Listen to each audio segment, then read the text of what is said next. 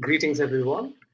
It's an absolute pleasure to welcome you to the 27th edition of the Education Leadership Forum focused on transforming education for human and planetary flourishing. We sincerely appreciate you for taking the time out of your busy schedules to join us today. Your commitment to this discussion reflects the shared responsibility we all feel towards shaping the many futures of education. My name is Aryan Salman, and I'm the moderator for this panel discussion, which marks the beginning of a series of events that includes a distinguished global lecture, a masterclass, and speed networking over the next 4 weeks. We are at this point in time at a transformative juncture in the evolution of education. Emerging technologies like artificial intelligence and Web3 technologies offer unprecedented opportunities to reshape how we learn, making education more accessible and personalized. Yet, these advancements also bring significant challenges. The digital divide is a harsh reality, especially in the global south, where access to digital tools, gadgets, and reliable internet seems inconsistent and expensive. Moreover, while these technologies can help educators create impactful learning experiences, the success of such initiatives depends heavily on the capacity, the willingness, and the attitudes of teachers, schools, parents, and learners. Without proper support and infrastructure, the promise of democratization might fall short, leaving behind those who are already marginalized. These challenges, amongst many, can exasperate existing educational inequalities instead of alleviating them. It's extremely crucial that we don't assume technology alone will lead to equitable outcomes or that democratization is about, or it's all about extending access to all. Without thoughtful interventions, these technologies might reinforce existing biases and create newer forms of exclusion.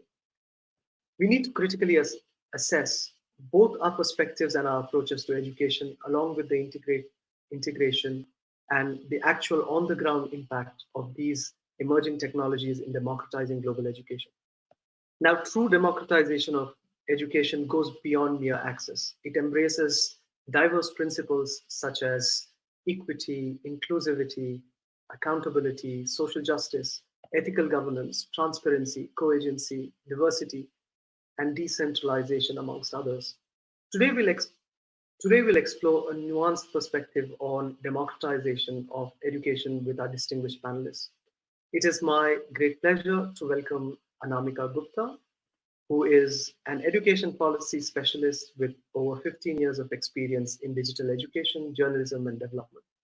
Her work focuses on creating and scaling digital education initiatives, building multi-stakeholder collaborations, and driving strategies for equitable education. She's also been deeply involved in policy formulation and working closely with government officials to address complex challenges and influence learning outcomes. On a personal note, I'm incredibly grateful for her generous help during the formative years of the foundation. And we're very thrilled to have her back with us at this event after almost 6 years. And this time we're meeting online. So a very warm welcome to you, Ms. Anamika Gupta.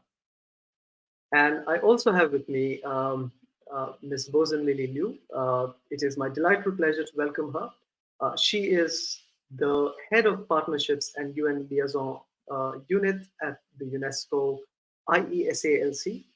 She is a leading consensus builder among stakeholders to promote emerging education agendas and priorities, such as transforming education and greening education, establishing hands-on partnerships to support increasing access and quality of higher education, and also leading global South-South cooperation on strategic higher education planning and financing. Now, for those of you who are new to the Educational Leadership Forum, the forum is a gathering of leading experts, practitioners, and education leaders from across top institutions and organizations from around the world dedicated to shaping the many futures of education. Each edition of the forum focuses on a critical theme and features a stimulating panel discussion and inspiring lecture from a global distinguished expert, workshops with education leaders, and global networking opportunities. With that, I'm pretty excited to dive into today's discussion and open the forum for this month. Without further ado, let us start the 27th uh, panel discussion on democratizing global education by yielding the floor to Anamika for her initial remarks. Now I yield the floor to you. Thank you very much, Aryan. Good evening, all my friends, and hello, Lily. I'm very, very excited to be part of the panel today and to learn from my co-speakers and also share what my journey has been. So, I would like to start by sharing what my understanding of democratizing global education is. So for me, the understanding is that democratizing is making something accessible to all. It's a process of making, for us, our educational opportunities accessible to all learners across regions, across any divide, gender, geography, remoteness, language, any other fault lines, across all these fault lines, making it accessible equitably. And it's also, dismantling, all the historical structures that have kept, some of our beneficiaries at bay from enjoying the dividends of, uh, you know all the education related attainments that we have made, that we have, progresses that we have made. So really, for me, it comes down to enabling quality education for all, everywhere. And it's as Aryan mentioned, it's not just the access to it, it's also the experience of it, it's also the relevance of it, and it is the impact on the learners, not just at the moment and in the short term, but overall, over a very, very long period of time, and rendering them capable towards contributing to the greater good. So education must, a good quality education must enable learners to contribute towards the greater good of the world. So the core elements of democratizing education, as Aryan also emphasized, is beyond access. It's equity, it's inclusivity, it's community engagement, and it's lifelong learning opportunities. And we know through our own experiences that there are many barriers that many students face, and there are also intersectional barriers that many students face in enjoying the access and the experience of good quality education. And we can typically categorize them into, there are various taxonomy for it, but simplest are, financial barriers, in the forms of high tuition fees and, a lack of scholarship availabilities or grants, or easy to avail loan schemes or subsidies that marginalized students can avail and enjoy. Also, there is a broader policy ecosystem that is always playing in the background, that either facilitates or doesn't, the breaking down of these barriers. Of course, we have the access to infrastructure and logistics, to schools, to textbooks, to quality teacher, to safe spaces.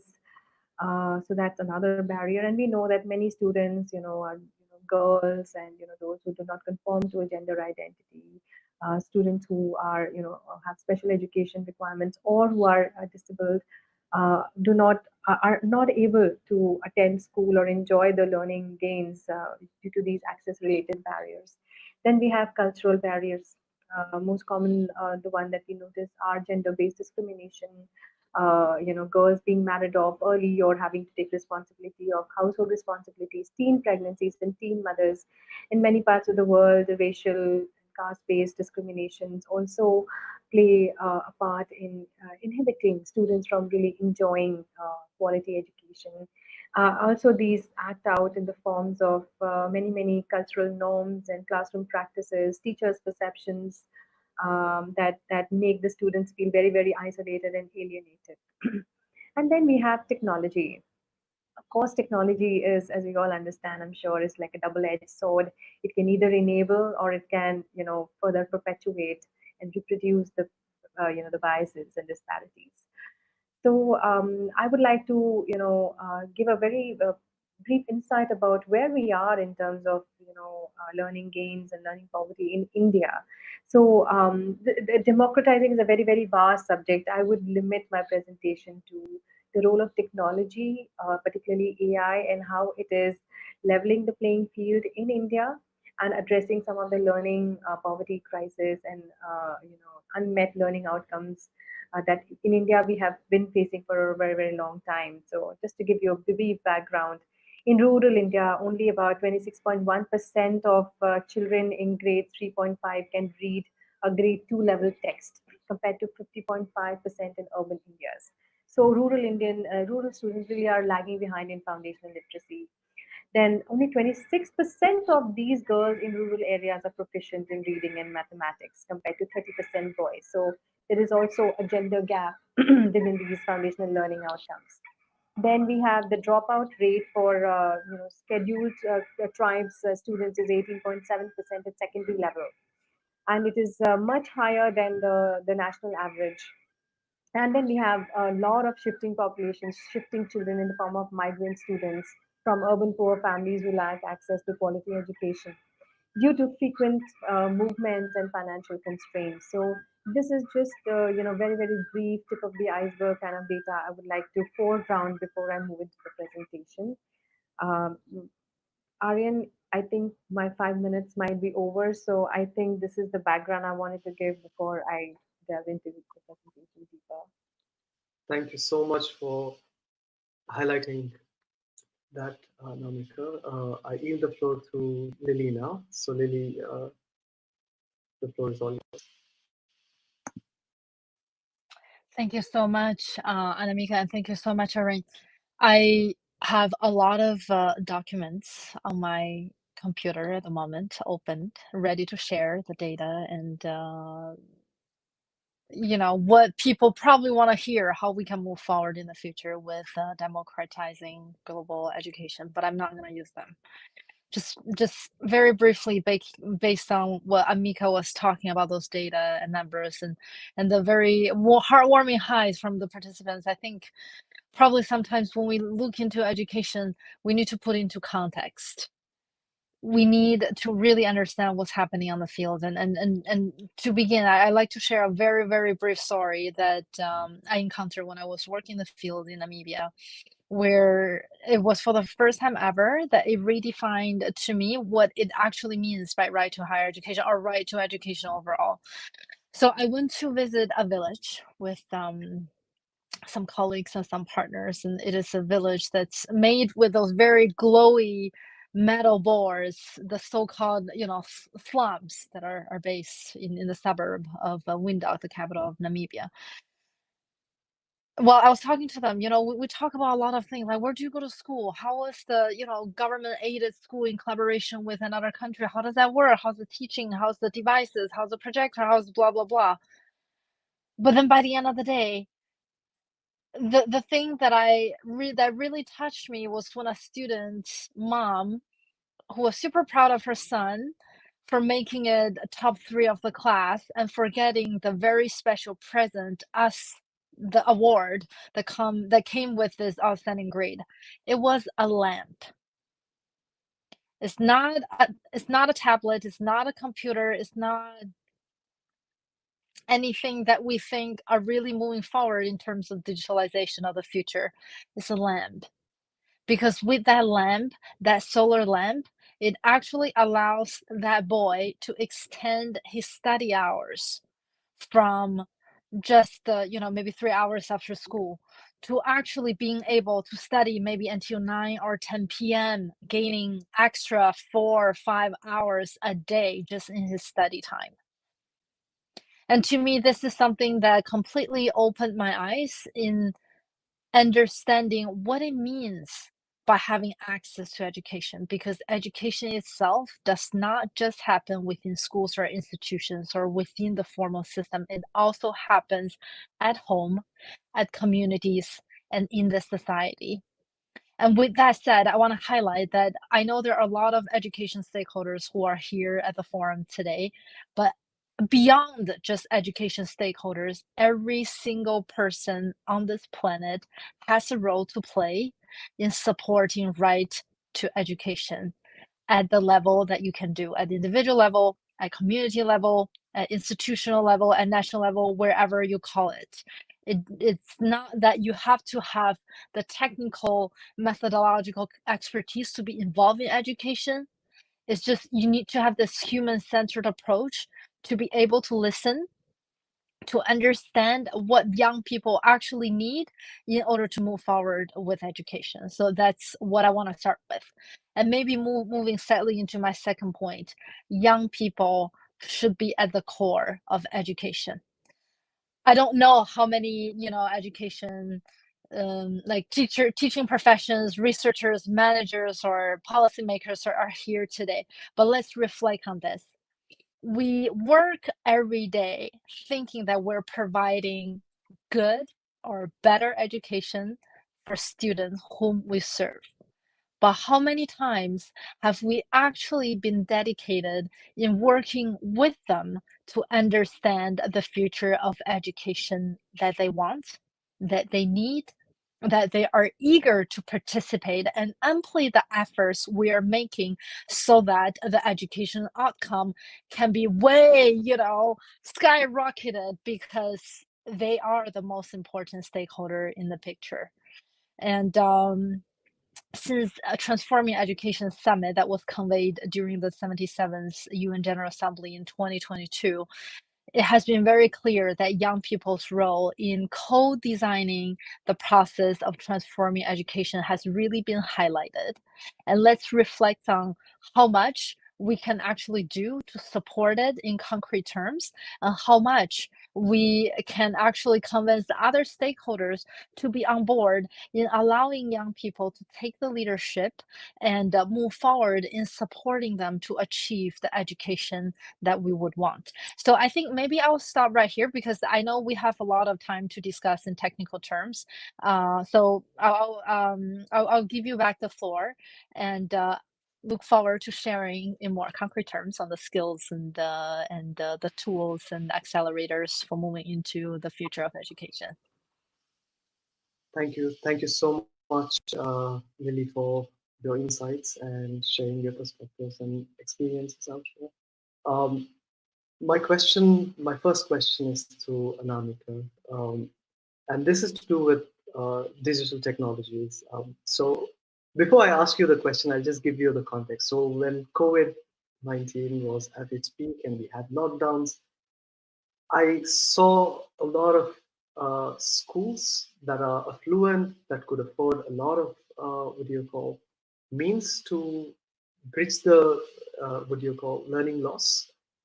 So you had online schooling being done instead of online learning. So you could see the same schedule that students had um, during offline school. They had the same study hours and uh, increased what do you call screen time. So when I looked at it, it felt like right to education looked like punishment. So the ones who did not have access, the poor quality of education that we were able to deliver out of anxiety, out of our need to make that impact. So you could see that that right to education itself became a burden to a lot of folks. So, given that context, what kind of education now, Anamika, from what I have, followed your work and seen, you've been championing for personalized and adaptive learning and all these technologies. So, how do you see, what would be the right way of approaching technology when it comes to integrating it in our day-to-day life, including our teaching experiences? Not to make it a burden and punishment. Thank you, Aryan, for this question. Yes, I think COVID was one time it made us all realize that we are not just bystanders and our role doesn't end by just sending our children off to school. I think um, it really made us realize that we truly are learning partners. And I was seeing that schools are struggling to adapt to the new modality. Teachers were really struggling. They were really going above and beyond their duty to learn and administer online learning at the same time, literally round the clock. I mean, my heart goes out to them. I don't think my admiration and respect for the profession is really gained tremendously at that point in time. But having said that, I also realized that the community I turned to for more innovative, creative, and fun ways of engaging my children, because they were very small and had no inclination to sit in front of laptops at that point in time, or homeschooling groups, the mom parents homeschooling communities that I was part of, that had been doing fun, interactive, playful ways of learning with the children anyways for many years before. I turned to them. The resources that they shared and a lot of my colleagues shared is what we would engage. So once schooling was done in 2 hours, 2.5 hours, every afternoon we would visit some online museum. There was some online aquarium. There was some space, something happening somewhere else. There was some online ballet happening somewhere else. The whole world opened up, and at that point in time, it didn't seem like children were learning. I mean, they were schooling or they were being educated. It was just fun. And after that, we would engage in conversations and reflections. I didn't realize at that point in time that it was just, how do I say, we were just shooting in the dark because we were all balancing work with children's learning. And many years later, 1.5, 2 years later, the children remembered what we had done. They shared when the schools opened. They went back and they shared with great enthusiasm all the things that we created, all the things we made, all the things and places they visited, and shared resources with each other. So they all went back. So I think technology, if first of all, I think it's very important for us to shift our perception of, you know, that technology has to be used a certain way. When we become fluent with technology as a language, as a tool of expression, and when we become fluent with it, comfortable with it, we break a certain mental barrier, then we are able to explore innovative usage of technology. And I think this is where really, easing teachers' perception about use of technology in the classroom is very important. It's not enough to just build an ICT lab or give them computers and laptops and all. It's not enough. That's first stage barrier. The second stage barrier is the mental and perceptual based barriers. Their readiness, mental readiness, and we need to work on that. There's so much investment going in building a tangible infrastructure, or even in terms of teacher training, it's giving tangible training. But that's bare basic. We need to go beyond. We need to help them become comfortable in exploring the new frontiers. And now with AI coming in, the frontiers are shifting every day. If we don't build up and skill up our teacher workforce quickly, it'll be a huge loss of human resources. Because I can tell you, and I look at my two small children. So, like, I'm inspired by Lily and your story, Lily. So I'm going to borrow from it and share a personal story. So my kids come from school, and they used to fight a lot on who's going to take whose phone. And so screen time was very limited, 20 minutes. If you do good, it's all a reward, but I'm giving you the reward before you've done anything good, and all the kinds of carrots would be coming out. But in any case, they would take their phones and they would be lost in their corners. The moment they would meet, they would be fighting. Few days ago, I saw them. They are not fighting. They are laughing. I said, "What happened? They are both in the same room and not fighting." They are 6 and 8. So I go, and they are actually playing a Roblox version of Inside Out. There's some Inside Out game within Roblox apparently, and they are both in the same game, playing the game together, following each other, telling each other what to do. And next day, my domestic help, she brought her children. So there were three phones in the house. They quickly downloaded the game in my help's phone. Those children go to government school. They are not English savvy.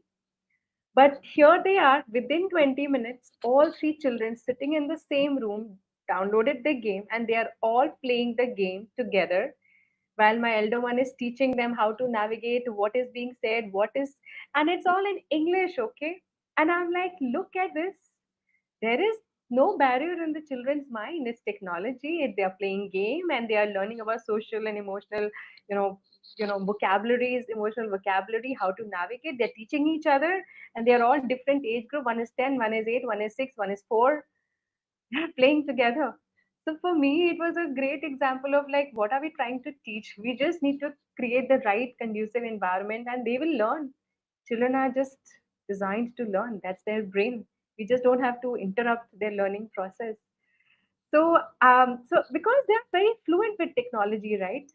And our task is to make our teachers equally fluent with technology so that they can create even more engaging curriculum, learning outcome aligned, playful learning experiences for them to, you know, um, partake partake in joyfully. Absolutely. So thank you for sharing such an what do you call inspiring experience of your kids. I think it's lovely to see kids break barriers. Now, having spoken about barriers, my next question to Lily is, what are the major barriers that you see, Lily, in terms of like say democratizing education in diverse contexts?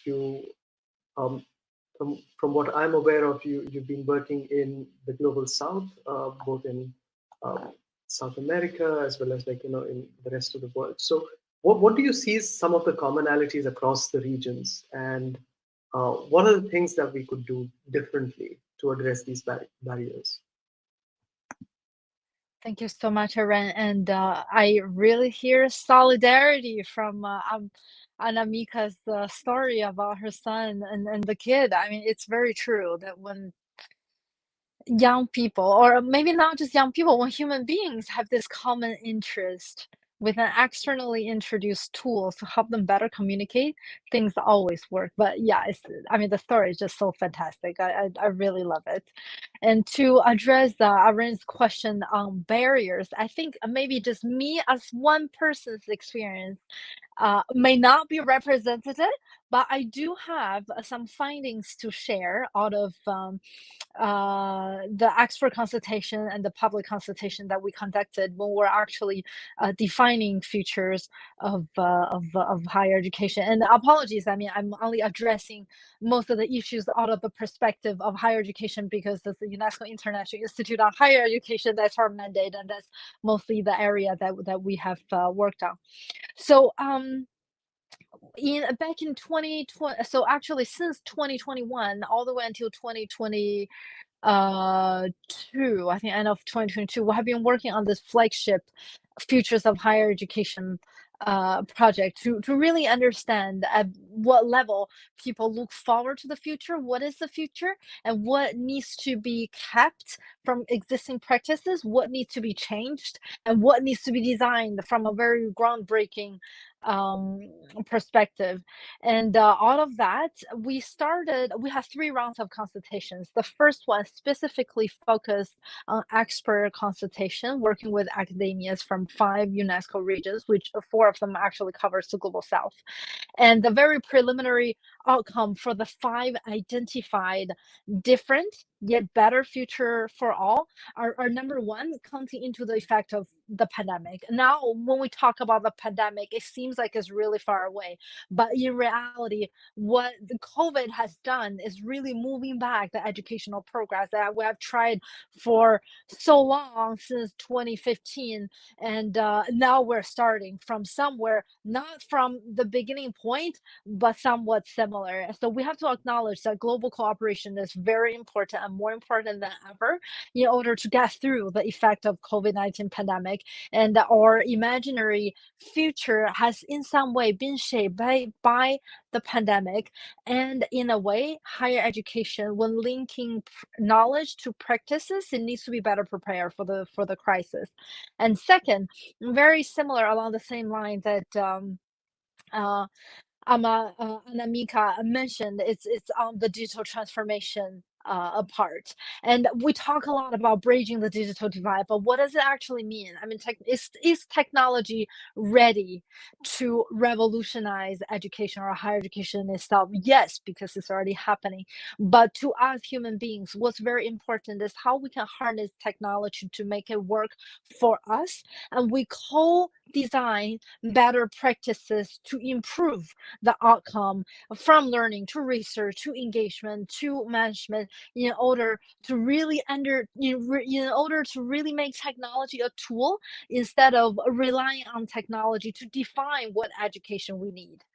And nonetheless, it's very important to acknowledge that the digital divide it's still very big, and the gap is getting bigger and bigger in certain ways. You know, when we're talking about lamb in a slum in Africa and talking about high-end chat GPT that's consistently being used, for example, in a university in India, in what way can we actually create this global atmosphere that's still friendly for people to communicate and understand that there's us that there's no discrimination in humans. There's also no discrimination in the level of innovation, and everyone needs different scopes and different levels of advancement in technology in order to have this very wholesome experience to allow technology to become a tool to support with education itself.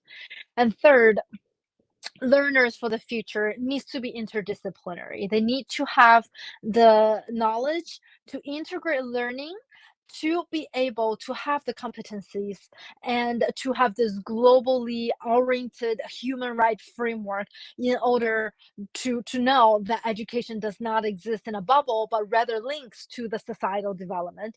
Fourth, for the well-being of the planet, I think this is a topic that has becoming more and more urgent.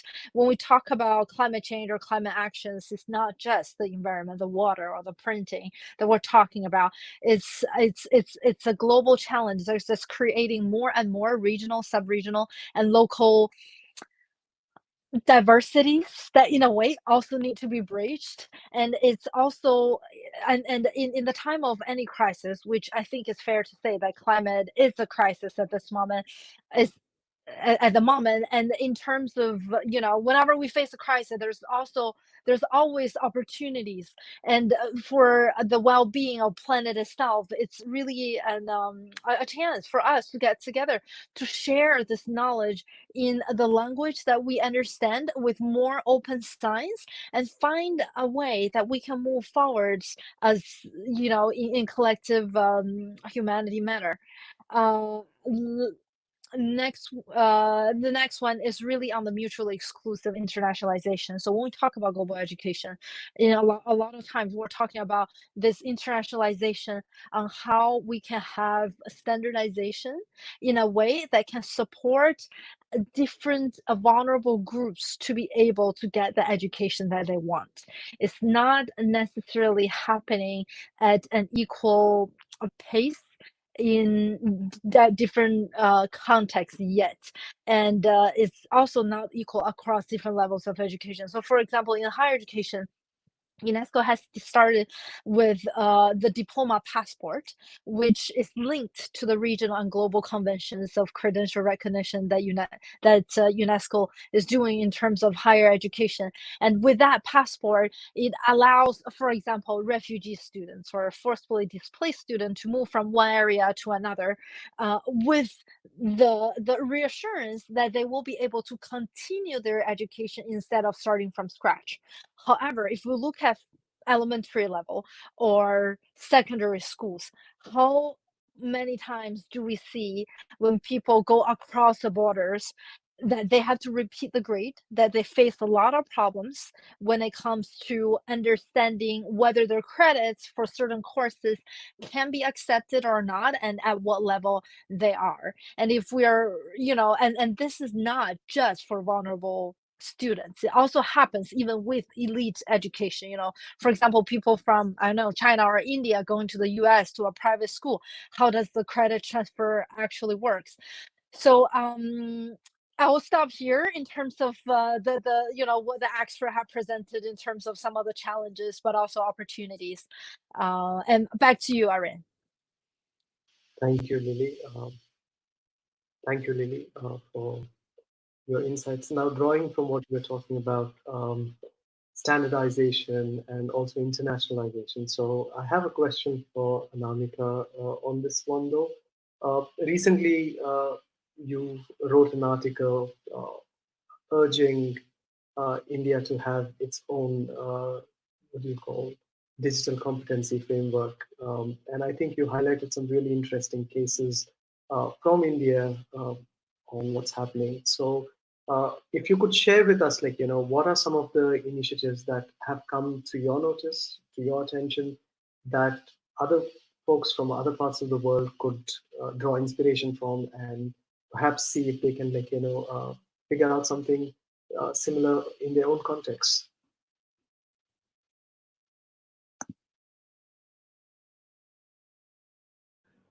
Sorry. Hi, thanks, Aryan. So, yeah, I basically highlighted the rise of personalized adaptive learning and how it is really gaining traction in India because for a very, very long time, foundational learning has been a severe crisis in India. Of course, there are many disparities, rural, urban, gender. A lot of migrant students are there. There are multiple vulnerabilities and multiple forms of marginalities that are existing within Indian context. Uh, and all these students really fall way behind in their foundational learning when it is assessed. We have ASER, which is a national level organization that periodically assesses foundational learning for in grade 2, 3, 5, and 8. And of course, owing to the pandemic has further exacerbated the learning gap. But even before that, India has been struggling with attaining a certain satisfactory level of universal foundational learning gains. And then up until very recently, the evidence was very thin in terms of, how does digital learning truly augment learning, and what kind of learning are we talking about. When it comes to mathematical, deductive, and STEM related subjects, yes, there was some evidence, but when it came to other forms of subject, history, geography, there wasn't much evidence. And now enter personalized adaptive learning. There are some Indian edtech startups that have literally revolutionized, I mean, over a period of 6 months, and they've been operating in the field since 2017, 18, 16. They did some pilot tests with a small group of students, and they identified various implementation model. One of the models that one of the companies called Mindspark it adopted was an out of school model. So they would have these remedial classes, and the students were mostly comprising from Delhi slums going to government schools, and they were really lagging behind in their learning outcomes at grade level learning outcomes number, numeracy and literacy. They were not meeting. So they administered their personalized adaptive learning. They were all curriculum aligned. They started with a baseline from where the students were comfortable, which was, much below their current grade level, and then they built up. And within a period of 6 months, it actually really showed some very impressive results, and how the students were able to actually not just improve on their foundational learning, but also they recognized where they were falling short. Their teachers were able to see, okay, where exactly they were facing an issue, clarified the concepts through a lot of retests and free tests. They were able to learn with understanding. And a stellar example, JPAL conducted a independent randomized controlled trial evaluation to validate the learning the success of the entire intervention, and it was really stellar. And there are many others. Canvi Genius is there, and now, so what is happening is many Indian government states have partnered with these PAL tech startups to implement at scale in to improve the public education system, the learning outcome, foundational learning in the public education system. And what are the teachers doing? The teachers are currently being trained by the edtech providers to, number one, understand how to use the software, to troubleshoot if the students. So it's not like they're completely out of the scene. They are there. They know how to use the software. They know they are seeing what kind of learning pathways the students are taking. They are taught how to use the learning analytics and then guide the students and invest their time that they have now in giving personalized feedback to the students. But the learning trajectory is being devised by the personalized AI algorithm. So their role is limited. It is shrunk. So I made a case that we need to, number one, empower our teachers and build their skills in a wider spectrum of skills that goes beyond just verifying what the AI system is doing and cross checking and reading the analytics. They need to, number one, understand. Uh, just a second.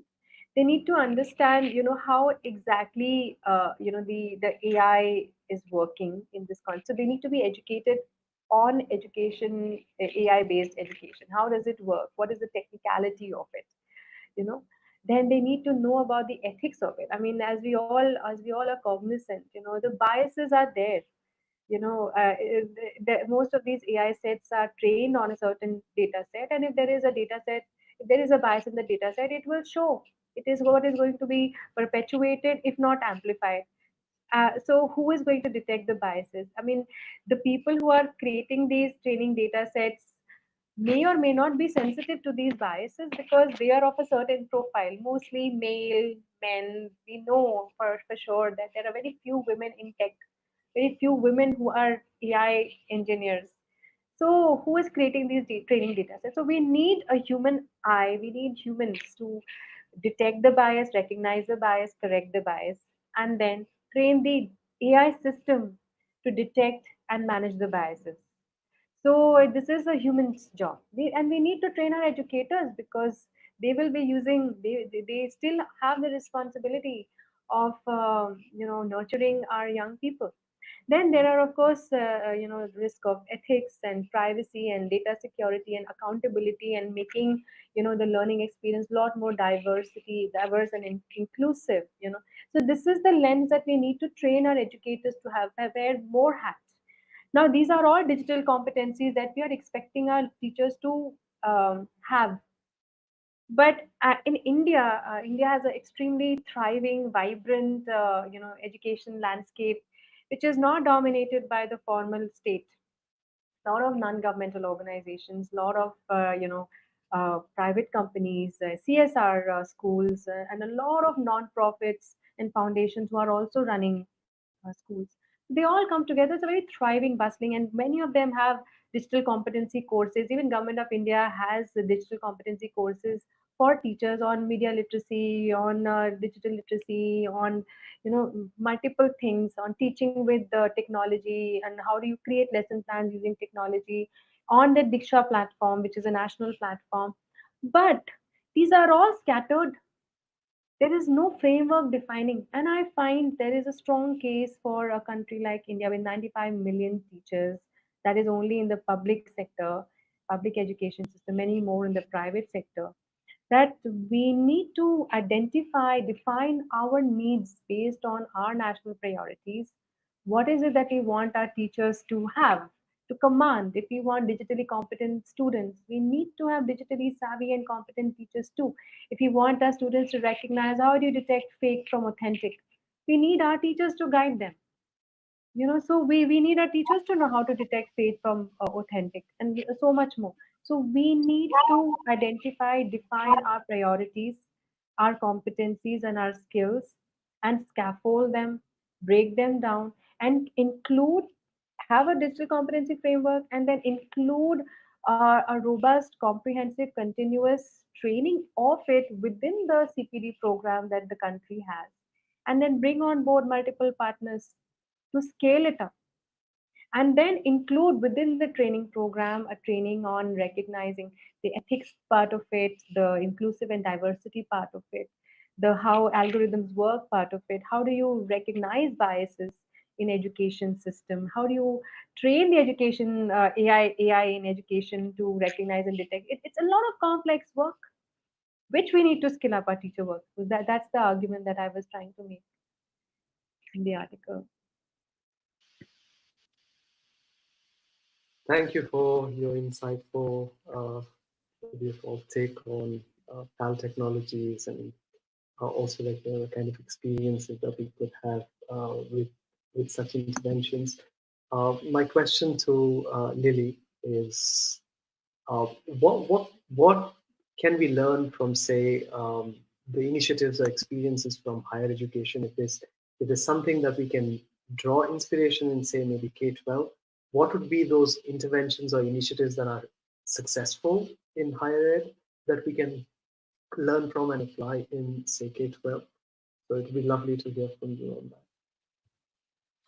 Wonderful. Thank you so much, Irene. So what I may do is I'm gonna post three links into the chat box now, so that people will be able to also access them later or be able to check them out whenever you see fit.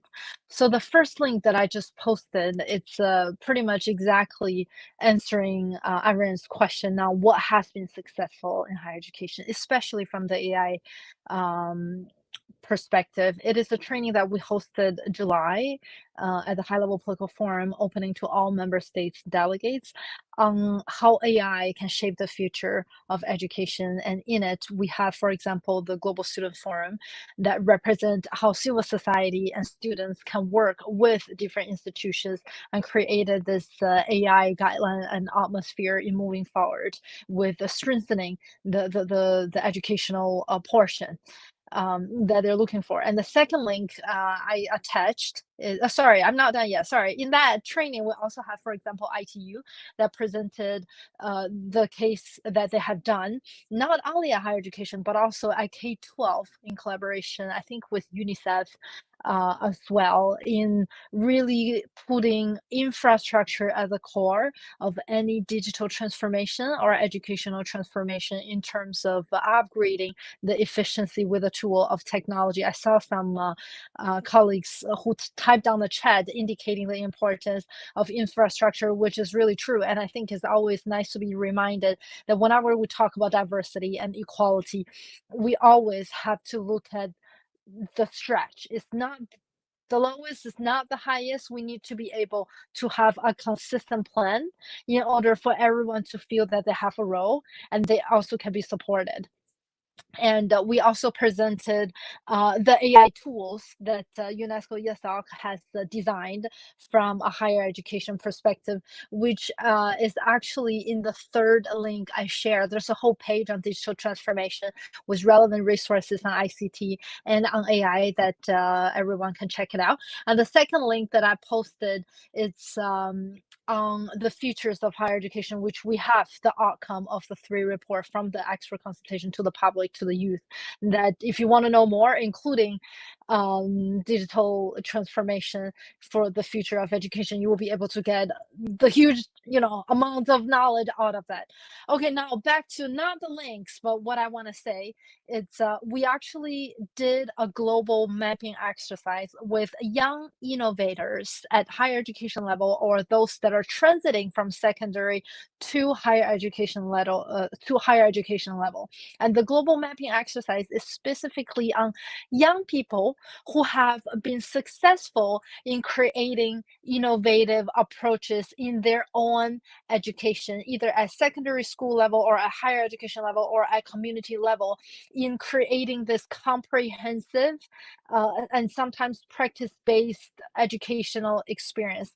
And the mapping is for understanding, okay, so now you're a successful innovator. What have you done in order to make yourself a successful innovator in education? And how you think other young people can be trained to become the innovator like you are, so that altogether the student group can complement the effort that other education stakeholders or like Anamita mentioned, the teachers, to complement the efforts and move forward together. And I would like to quickly share the outcome out of the global mapping, because the young people have divided pretty much the innovation skills that they have into three categories. The first category is art-based skills. The second category is digital skills. The third category is innovative teaching and learning, which is more on the methodological skills that include igniting innovative thinking as well. So in the art-based skills, the top ones being recognized are creativity, audiovisual, drawing and illustration, text addition, multimedia protection, music, and storytelling. The second one, digital skills. Those top that are identified by young people are technological skills, AI, coding, electronics, mind maps, e-notes, Python, presentation software, visual learning. And then in innovative methodological skills, we have curiosity, innovative thinking, critical thinking, blended learning, content development, dialogic learning, gamification, innovative teaching methodologies, knowledge system management, mentorship, micro teaching, project based learning. We're more than happy to share more of those documents after the meeting because we don't have them published yet. We actually are in the process of designing this UN Global Youth Initiative specifically on this topic of innovative skills, open educational resource, and aiming to launch it online at the UNESCO Learning platform by the end of the year. So we'll also be able to share the courses. And if you're interested, feel free to forward the training link to your students, to your teachers, to your managers at school level. And at the same time, it's also wonderful to highlight that we actually run a pilot on-site training project for potential young innovators in Nigeria last November on very similar topic, but specifically focusing on ed tech, which was requested by our Nigerian local implementer.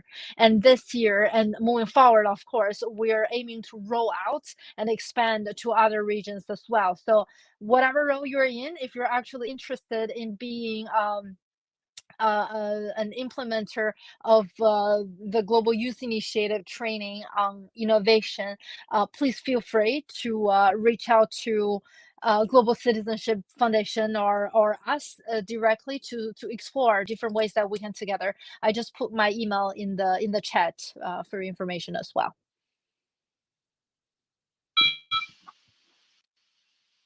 Thank you.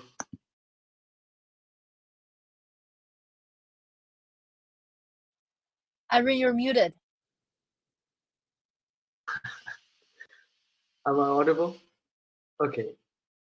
Yeah. Thank you so much for being so generous with the links as well as with the offer for all the folks out here. I have one last question, and then I yield the floor to both of you to have a round robin experience with the question. So my question to both of you is, I mean, so Anamika, you have been a champion of global citizenship. You've been an expert in the field, and you've worked in the past uh, on global citizenship education. Now, how important or relevant do you think global citizenship education is in the context of um, democratizing education? So I yield the floor to you, and then we open the floor for you to ask a question, Lily, and then we move forward. Yeah.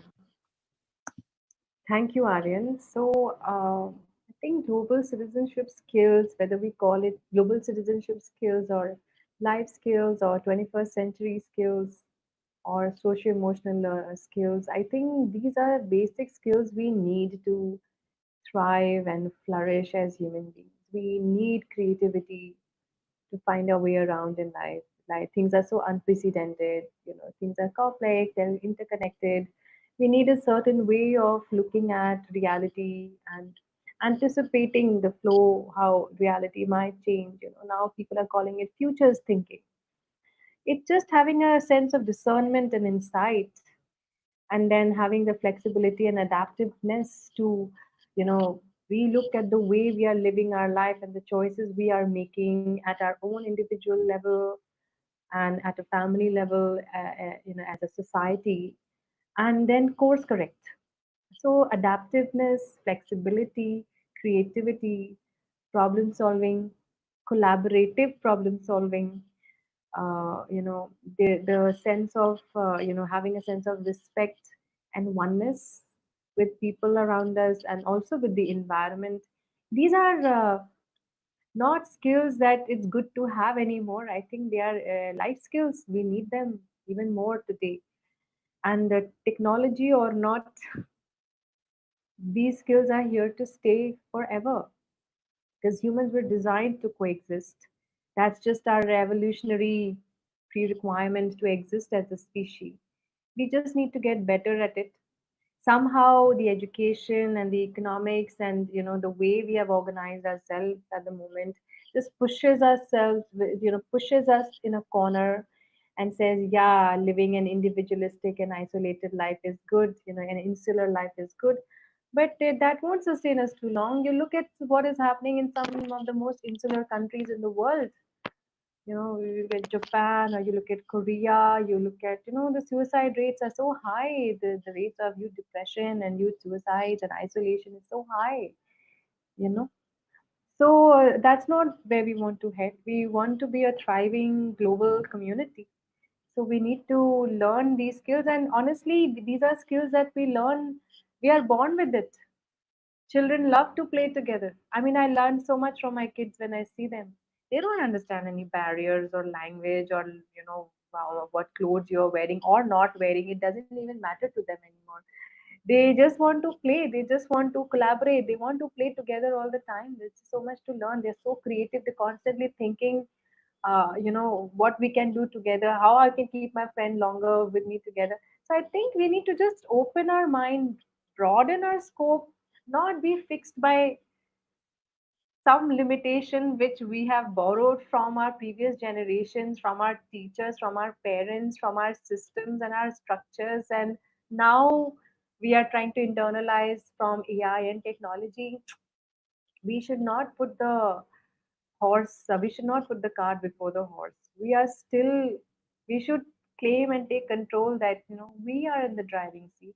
We will choose and define how we want to move ahead, where we want to go, what do we need to move ahead. And I think that requires a certain sense of confidence and discipline and discernment, at the same time humility, to learn that, at the end of the day, we have to coexist with the planetary system and humans.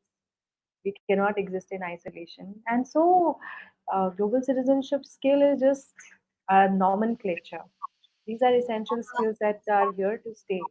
That's what I feel. Lily, what do you think? Thank you, Anamika. I think I can't say more than echoing with what you just said. So I will just highlight the importance of global citizenship really being an essential an important skill to be integrated into the future because it is what it means by being a world citizen with civic values and really developing this international, intercultural, and global competences for a sustainable future.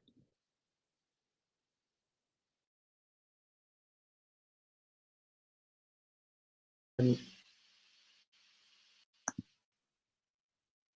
okay. Thank you, Lily and Namika, for supporting all the questions that I posed to both of you. Now it's your turn to ask each other a question. So I yield the floor to Lily. You can ask a question to any of us. Wonderful. Wow, finally my turn. Yeah, first to start with, I really respect Anamika based on her experience and what she has shared. Really, really impressive. So it's, I think not just me, probably a lot of my colleagues who also work in the field will be very touched by the practices that actually took place in India. But then our immediate next question would be, the with such outstanding exercises that can have proven success in India, not only the initiative themselves, but also kind of the monitoring and evaluation component. How do you see the potential of expanding it to other contexts and create this global community where people will be able to share among each other and really strengthen the partnership among them to move forward together? Yeah. Thank you, Lily. I completely agree with you. These are some of the Indian edtech startups. Some of them are Indian edtech unicorns. They're really, really going pretty well. And I've been thinking to myself that what would it take for them to move out of India, go into, let's say, some of the education and emergency setting where, we really, really need to build on foundational learning for students and young people there. and go to other low and middle income countries to really build our foundational skills there. The one thing I see, the challenge in skill, I won't say challenge, I mean these are all considerations that we need to keep in mind if we have to scale up, is it's very important to contextualize the content wherever it is going to be applied. And I'm sure we can really take AI tools help in language translation, as well as take the local teachers help with contextualizing and using relevant examples from that are culturally and locally relevant, and of course free from biases of any sort. So I think it's a process, we just need to map it out, and I think building solid partnerships is really really the way. Wherever there are good cases happening, we need to pick on them, build partnership, explore pathways of replicating it in a way that is meaningful and contextually relevant, and then study, iterate, and then scale. So, what I find in education also is that when we do evaluations, and there are a lot of universities that are involved as third-party evaluators for some of these PAL-based initiatives that have happened, but it just stays there. The conversation is just going around amongst the primary stakeholders who are involved in the intervention. It is not going beyond. I think we need to invite broader stakeholders and partners and say, hey, that has really worked. We would like to see if this can work in this setting. What does it take? Okay, so here is a tool of local teachers. Here is a tool of whatever we need to make it contextually relevant, and we want to pilot it in a sandbox setting. So we need to like do a scale up of multiple pilots across. We just need a team of people who would just get these people together and get things going. Number one. Number two, one thing that one new thing that is really emerging, at least in India, and I know in some parts of Africa, is when it comes to scaling up of good initiatives. Funding has always been a challenge, as you would also know. Any kind of edtech related scale up requires a fair bit of scaling. I know EdTech Hub has been doing a lot of pilots and tests on iterations on what implementation model is working best in what kind of setting to scale up these uh, tech based initiatives that have done wonderful work, but in a controlled setting. How do you scale that up? So I think in order to meet the gap, the funding gap, there is a lot of trust in outcome based financing. And outcome based financing, or in India we there's the development impact bond, which is really gaining a lot of traction. It started with Educate Girls in 2005, and quality education board, and then many more have started. Development impact bond, where it's a certain model of outcome based financing, where the implementing agency, which is the non-profit organization, which is a specialized agency responsible for implementing the intervention, is doesn't have to bear the risk. What if it doesn't work out? There is a third party who is willing to take the risk, the burden of risk. So there is a funder, there is a implementation agency, there is an independent body who's willing to absorb the risk, or serve as a risk absorber, and there is an independent evaluator. And this model, wherever it has been applied, has really worked wonderfully. I mean, it has shown tremendous learning gains, tech or not exactly tech. So in India, not just tech-based innovations have worked in improving learning outcomes, but also uh, building the capacity of people involved in the entire government machinery in scaling up a certain intervention has also given very good results. And what this development impact bond model has served is that it has enabled scale up while mitigating the risk. So I am quite fascinated by that model, Lily, and I'm really hoping that it would even this model will scale up, and there will be a lot more people who are willing to experiment. Yes, in terms of the organizing and structure of non-profit, it would require a certain bit of rethinking and realigning the way they operate with an outcome-based financing model, because it's extremely outcome oriented, it's extremely lean, it's very agile, everything is outcome oriented. So they just need to rethink the way they operate. And once it is an alignment, I think we need a lot more players who are willing to go this way. I think it's a very promising model for scaling up. Thank you, Anamika. Now you can ask the question too. Yes, thank you so much. So I would like to understand from you, Lily, how is the Learning Passport initiative? How do you think the your learnings, your insights from there? How do you think it is democratizing access to quality learning for students who are immigrants or refugees, and from those settings? Thank you so much, Anamika, and thank you so much, Irene, for organizing this. I mean, for 1 second, I was in love with this whole model. It's almost like exchanging balls, at the wedding. So very creative ways of engaging the panelists. But anyway, thank you so much, Anamika, on the question of the diploma passport. So I mean, at UNESCO, we started with the regional conventions to create basically synergy and understandings within each region of UNESCO so that students can be supported in transferring their credit and moving forward with the recognition of degrees. So as to support the internationalization and the global education atmosphere many decades ago. And as we probably also noticed that the global situation is creating a lot more burdens at individual level, especially in terms of access, quality, and even cost of education itself. And a lot of times, students would not have a choice but being forced into situations where they have to find alternative options to continue with their education if they want to. So I would say that's pretty much the incentive when the diploma passport was created.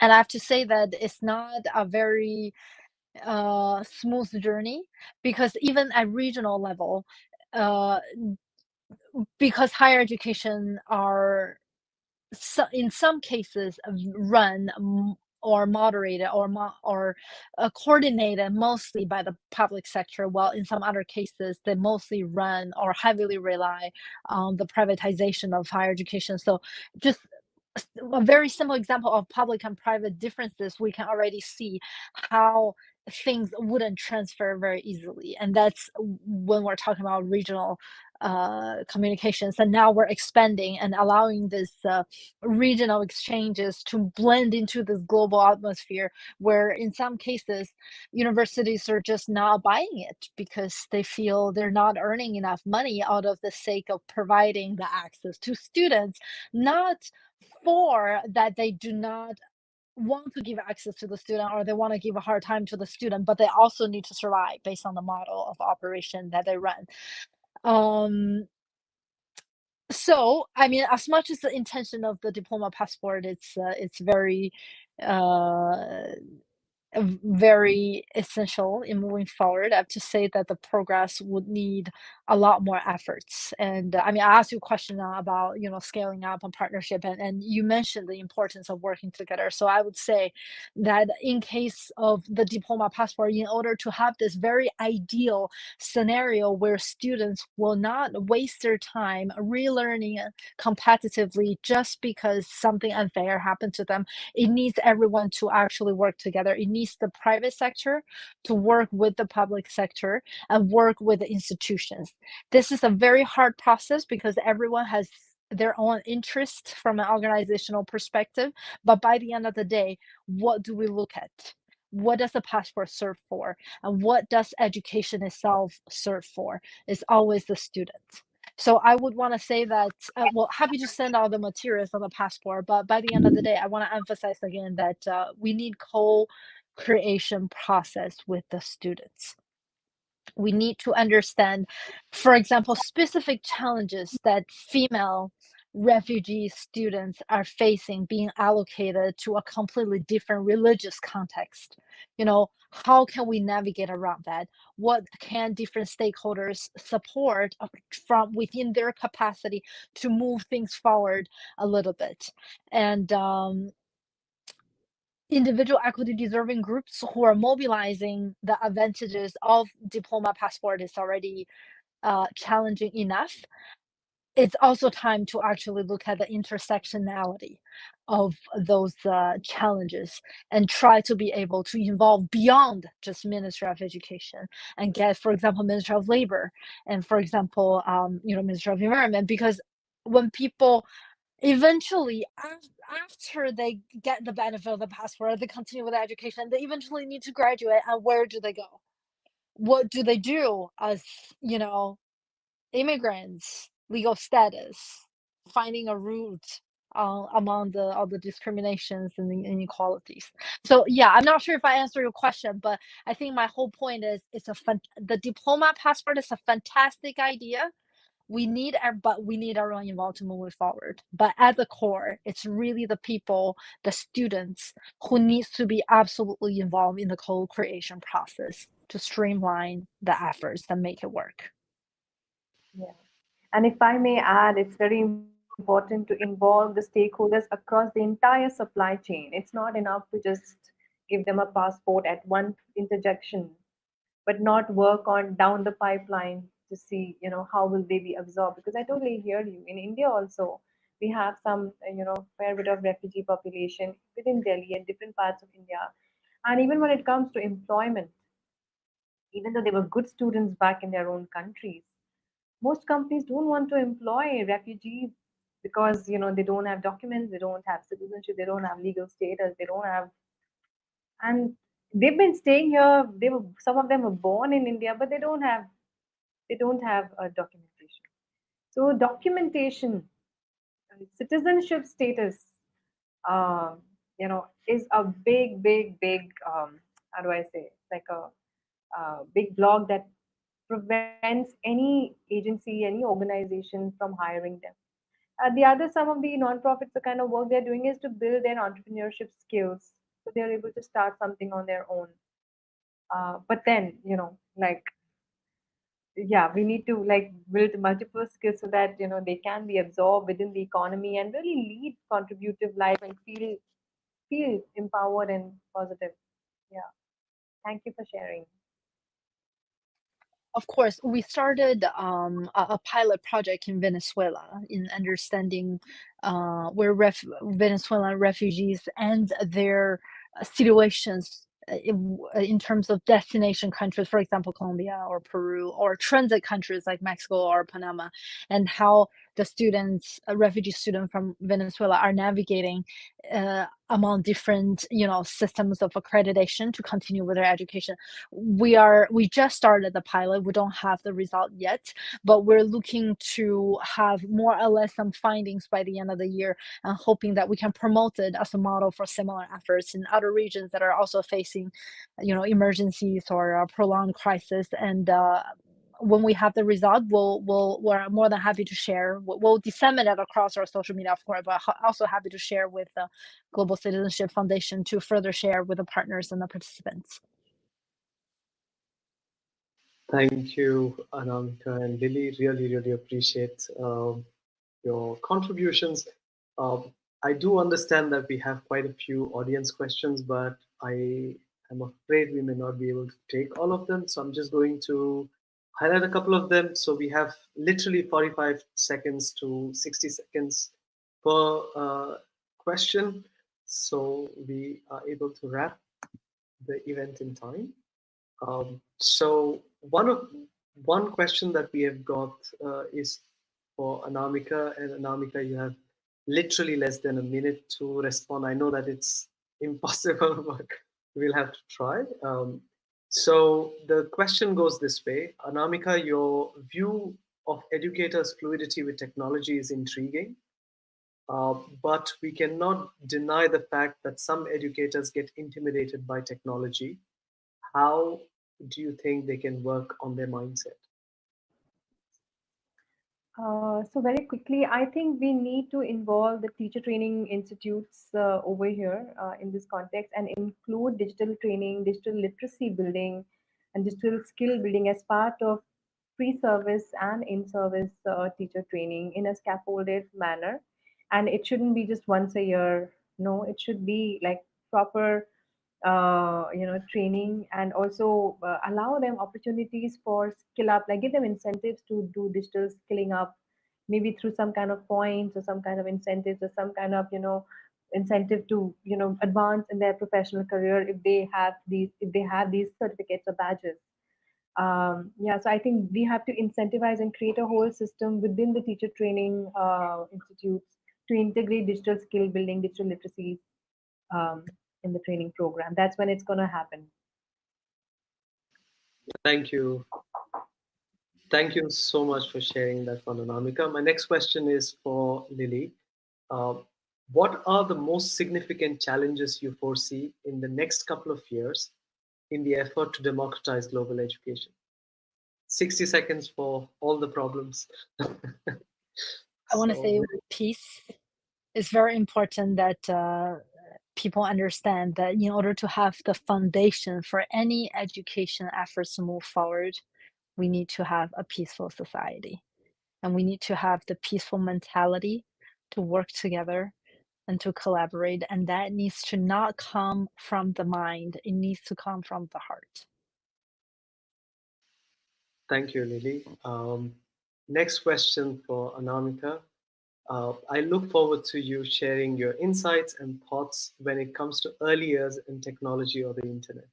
So, early childhood education and technology or the internet.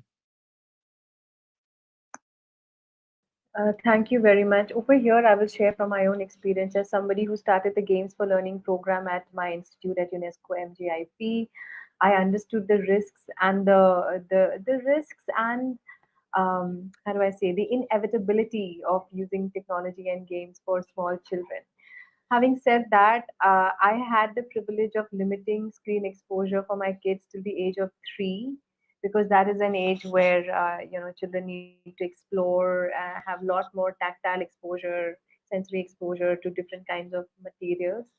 Uh, so I limited that. After that, I gave them exposure to technology or games in the forms of rhymes for 10 minutes a day. So personally, I find as children grow, I understood that it is more than the amount of time that they get exposed to. It is the quality of the content that they interact with that really makes a huge difference. If they are consuming a lot of violent content, or they, even on YouTube Kids, there are content that are not very positive or appropriate for children. There are violent content in the garb of Peppa Pig, or some cartoons. It's not appropriate for children. So it's very important as parents and as caregivers to monitor what content, online content, children are consuming. Of course, time is important. It's not like for a very, very long period of time. But monitoring the quality of content, appropriateness of content is also important. There are some websites such as Common Sense Media that has an extensive list of digital content, age appropriate, marked, rated by parents and educators, that you could also refer to when you want to see what game and certain video, if this digital content is appropriate or not. I would say verify, and also, if you're downloading something from Google Store, just check the age appropriateness and also read some of the feedback on what it is. So I would say, as parents, just be mindful of what your children are doing, what they are consuming, and monitor, like be observant. And until a certain age, don't allow them to, open chat and in certain games and interact with a lot of strangers. As a extremely phobic parent, I have told my children about online predators very, very early on, so they know the risks and threats that come with interacting with strangers who pretend to be like them, but actually they are not. So I think equipping them with media literacy skills, the skills to discern and understand good content from bad, what qualifies good content from bad, what are the risks outside, and how do you recognize them, how do you protect yourself from them. If we can equip our children with these skills, and periodically refresh them, I think you are in a safer space. Thank you. Thank you, Anamika. My last question, not my question, question from the audience. This is the last one. This is for Lily. Given that nearly half of the world's schools are still not connected to the internet, what immediate steps can be taken to bridge this digital divide? Also, if you can draw in from your own international experience, uh, that would be lovely.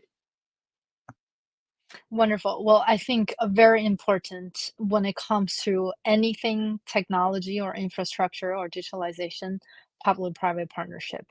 Do not be shy to reach out to the private sector and find a way to work together. That's very, very important. Of course, I mean, ITU or UNESCO, when it comes to the intersection of technology and education, we can support to a certain extent.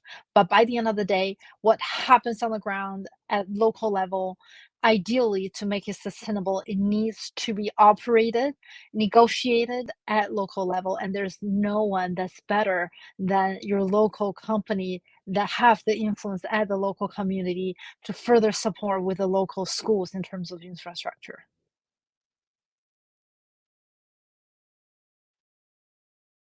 Thank you.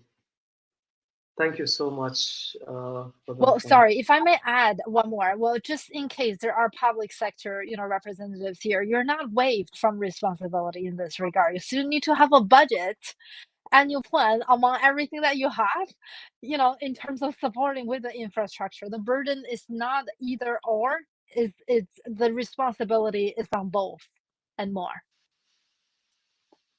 And I would just like to add one more thing. I think we have the EU and the G7 and G20 countries, like more specifically G7 countries, if they can come in and contribute and support, I think that would be a lot more meaningful. I think one amazing example of mobility is the Erasmus Plus. So I think students get benefits, financial benefits of having travel from one European country to another. So I think these are interesting examples. So thank you for bringing this in, Lily and Anamika, so passionately.